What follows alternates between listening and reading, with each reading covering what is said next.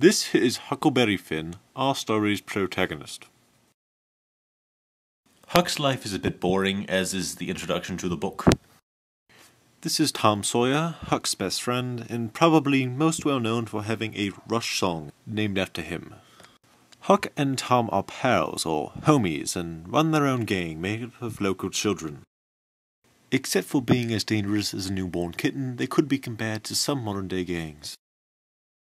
Huckleberry's father, or Pap, is an overt racist and raging alcoholic, who sometimes beats his child and takes his money to buy more booze. Fed up with being locked in a cabin day in and day out, Huck decides to escape. He does so by hunting, capturing, and then slaughtering a pig to stage his own murder. He then makes his escape downstream in a recently discovered watercraft, And lands on an island. There he relaxes, or chills, for a few days until he meets a new friend, an escaped slave called Jim, by Huck.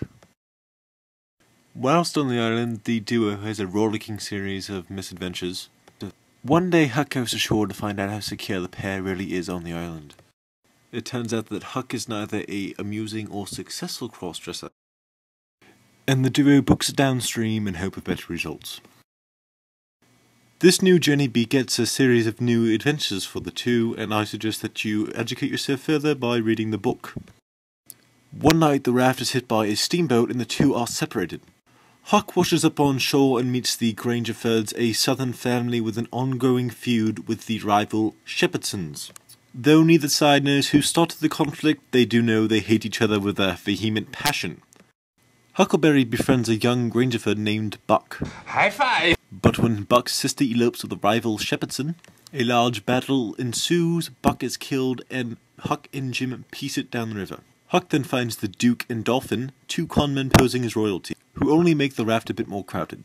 They pose as a pirate, perform Shakespeare, and even plot to sell Jim back into slavery as a means to make money.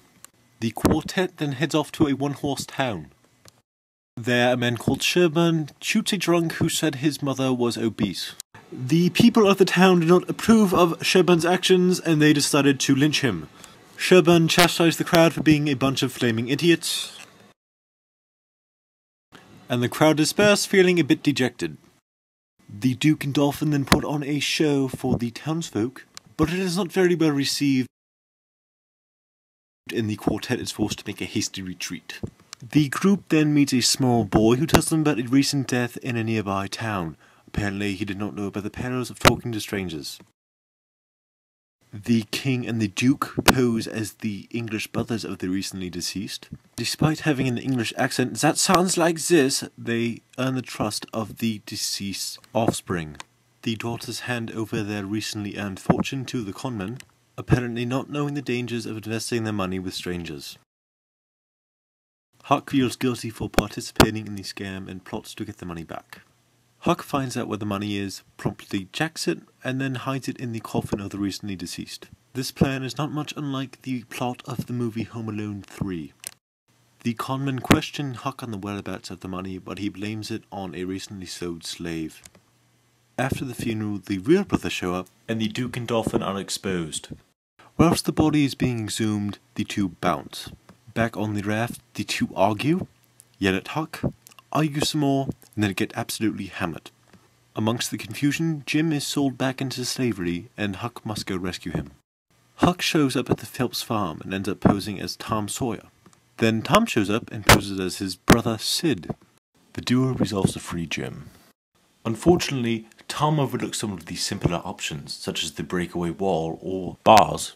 In fact, Tom's plot only serves to increase security, and though they are successful in digging Jim out, Tom is shot in the leg during the process, and Jim is easily recaptured.